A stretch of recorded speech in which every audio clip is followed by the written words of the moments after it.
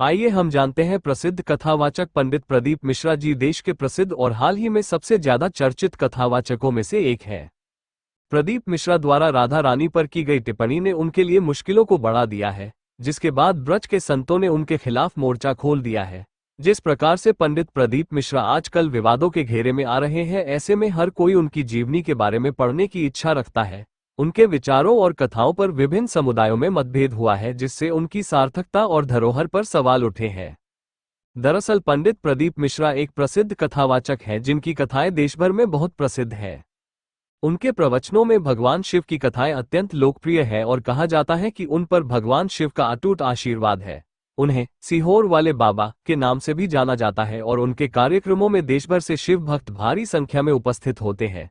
सामाजिक और आर्थिक संदर्भों में भी पंडित प्रदीप मिश्रा का योगदान महत्वपूर्ण है।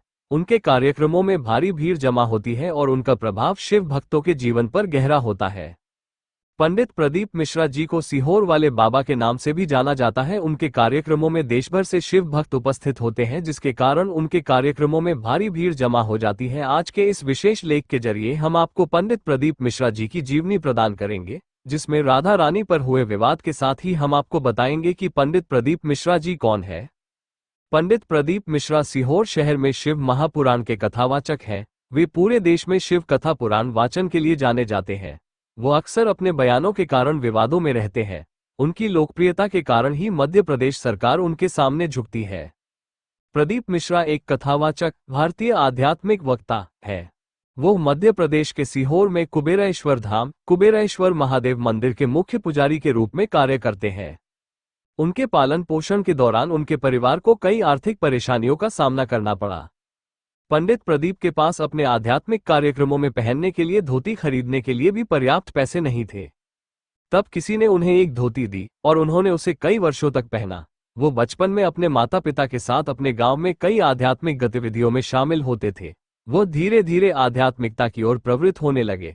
बाद में उन्होंने अपने समुदाय में एक पंडित के रूप में काम करना शुरू किया और साथ ही एक स्कूल में शिक्षक के रूप में भी काम किया। लगभग 10 वर्षों की सेवा के बाद उन्होंने शिक्षक के पद से इस्तीफा दे दिया। प्रदीप ने कुबेरेश्वर धाम मंदिर का निर्माण कराया। उन्होंने लोगों को मुफ्त भोजन, गाय कल्याण सेवाएं और मुफ्त चिकित्सा देखभाल देने के लिए सीहोर, मध्य प्रदेश में श्री विठलेश सेवा समिति की भी स्थापना की है। पंडित रघुराम जी, जिन्हें हम सभी देशवासी पंडित प्रदीप मिश्रा के नाम से जानते हैं, इनका जन्म जून के महीने में सन 1977 को मध्य प्रदेश के सीहोर जिले में हुआ था। पंडित प्रदीप मिश्रा शिव पुराण की कथा वाचक और भजन गायक है। उनके द्वारा सुनाई गई कथाएं और भजन लोगों को खूब पसंद आती है, इसीलिए उनके सभी कार्यक्रमों में देश भर से काफी शिव भक्त आते हैं और उनके कार्यक्रम में भारी भीड़ जमा हो जाती है।